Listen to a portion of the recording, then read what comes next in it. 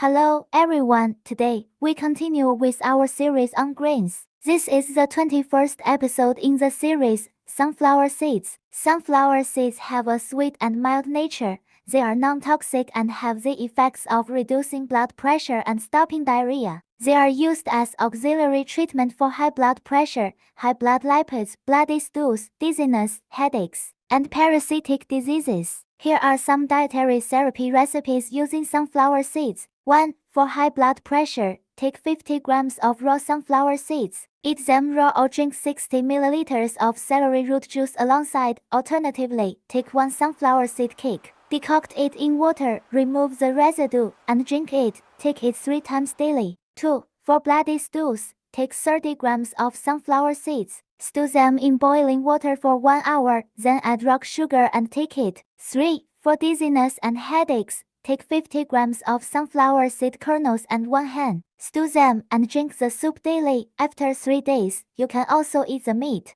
4. For parasitic diseases, take 250 grams of raw sunflower seeds, peel them and eat them raw. Consume them continuously for 2 days. We hope these dietary therapy recipes are helpful to you. Wishing you good health.